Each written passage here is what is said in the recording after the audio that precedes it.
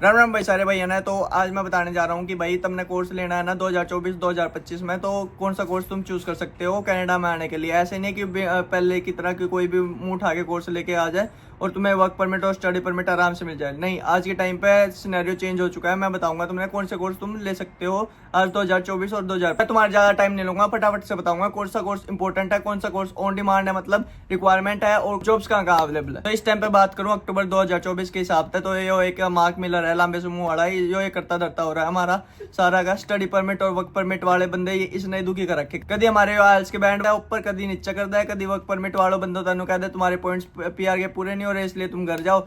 इसीलिए मैं कह रहा हूँ कि अपना कोर्स ढंग से चूज करके आओ ताकि यहाँ पे तुमने दुखी ना होना पड़े, और इस टाइम के रिक्वायरमेंट के हिसाब से वो चूज करो ताकि तुम्हारे पीआर के पॉइंट जल्दी पूरे हो जाए। बाकी मेरा क्या हिसाब है, मैं आया था 1-1.5 साल पहले, मेरा था बिजनेस मैनेजमेंट का कोर्स, वहाँ पे सही चल रहा था उस टाइम। इन्होंने बीच में 40 घंटे भी कर दिए थे ताकि काम कर सके फुल टाइम बंदे, और फीस वास भी निकाल सका। लेकिन अब कर दिए सारे स्ट्रिक्ट रूल, कभी ये 20 घंटे 24 घंटे की काम करने की रिक्वायरमेंट कर रहे हैं, कभी कुछ। तो अभी मैं बेसिकली फोकस कर रहा हूँ कि कौन से कोर्स तुम ले सकते हो अभी 2024 और 2025 में मेनली। तो सबसे पहले भाई अकॉर्डिंग टू मी PSW और हेल्थ मेडिसिन कोई सा भी ले लो, डॉक्टरी से रिलेटेड कोई सा भी ले लो। यहाँ पे बहुत बड़ी रिक्वायरमेंट है डॉक्टरी की, हेल्थ एंड डिपार्टमेंट की, क्योंकि जॉब्स अवेलेबल दुनिया भर की है के पास। हेल्थ एंड डिपार्टमेंट में जो काम करा कर उनकी शॉर्टेज है, नर्स डॉक्टर जो भी कह लो इनको, ठीक है। तो अगर आप मेडिसिन का यहाँ पे अगर डॉक्टरी का कोई भी कोर्स हो ना तो उसको मेडिसिन की पढ़ाई बोला गया है। अगर आप मेडिसिन की कोई भी पढ़ाई कर रहे हो ना तो मोस्ट वेलकम, 12वीं के बाद कभी भी आ सकते हो, ठीक है।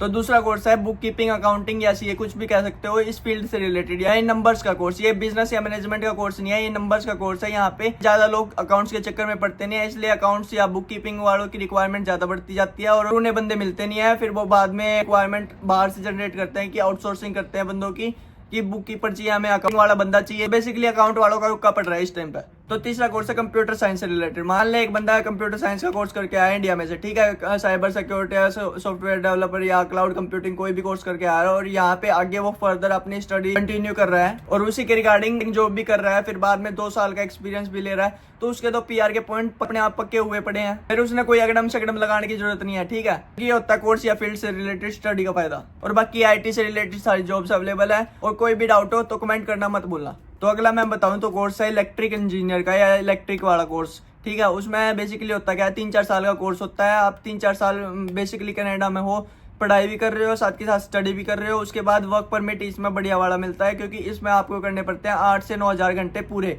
वर्क परमिट का एक्सपीरियंस शो करना पड़ता है, तब जाके आप कंप्लीट करते हो एक पूरा, मतलब बेसिकली एक इलेक्ट्रिक इंजीनियर बनते हो, ठीक है। तो बेसिकली 5-7 साल आप यहीं कनाडा में रहते हो, तो बेसिकली आपके पीआर के पॉइंट की तो दिक्कत लेने की बात नहीं है, ठीक है। नहीं तो आपके पास इंडिया में या कहीं से भी किसी भी तरह का एक्सपीरियंस हो इलेक्ट्रिक से रिलेटेड, तो ये 2-3 हज़ार घंटे कम कर सकते हैं, but still you have to work for 5 to 6,000 hours to become an electric person, okay. और तो इसके बाद बाकी जॉब्स भी अवेलेबल है, ये आपको स्क्रीन पे दिख गई होगी। अगला कोर्स बेसिकली आप ले सकते हो ट्रेड एंड वोकेशनल प्रोग्राम। ये इलेक्ट्रिक, कारपेंटर, प्लम्बर, ये बेसिकली ये कोर्स होते हैं, प्रॉपर कोर्स होते हैं। इनमें आप एनरोल हो सकते हो, क्योंकि अल्बर्टा जैसे प्रोविंस में एक्सप्रेस एंट्री या पीएनपी जल्दी फ्रिक्वेंटली निकलती रहती है। आप इन कोर्स में एनरोल होकर अल्बर्टा में स्टडी करके पीएनपी अप्लाई कर सकते हो। और बाकी कुछ कोर्स है जैसे culinary आर्ट के, अर्ली चाइल्डहुड एजुकेशन के, फ्रेंच लर्निंग के, एग्रीकल्चर साइंस के और फिल्म प्रोडक्शन के। ये कुछ कोर्स हैं जिनकी फुल डिमांड है, कि आई थिंक ये बताने की जरूरत नहीं है, क्योंकि चाइल्ड केयर में प्री नर्सरी और नर्सरी वाला सीन है, और फिल्म एंड प्रोडक्शन में डिजिटल कंटेंट एडिटर और मेकर की रिक्वायरमेंट होती है, VFX की रिक्वायरमेंट होती है यहाँ पे, क्योंकि यहाँ पे क्रिएटर ज्यादा होते हैं। तो भाई कुछ कोर्स जो लेने में फायदा है, तुम किसी भी तौर पे देख लो, पीआर के तौर पे देख लो या पैसे के तौर पे देख लो, या अपनी कंफर्टेबिलिटी अवेलेबिलिटी के बारे में देख लो। तो बाकी ये साइड में कोर्सों की लिस्ट दे दी है जिनकी आप कह सकते हो डिमांड है, बट आप कह सकते हो राइजिंग डिमांड है, जो एक किसी बंदे के लिए हेल्पफुल हो सकते हैं। इसमें आप ले सकते हो सीनियर केयर मैनेजमेंट का, या ऑटोमेशन का, या विंड एंड सोलर एनर्जी का, कोई भी कोर्स चूज कर सकते हो आप, ठीक है। तो ये थे भाई सारे कोर्सेज का सारा सिस्टम। अगर आपको कोई भी डाउट रह गया हो तो कमेंट सेक्शन में लिखना मत भूलना, और लाइक और शेयर कर देना इस वीडियो को। तब तक के लिए बाय बाय, मिलते हैं नेक्स्ट वीडियो में।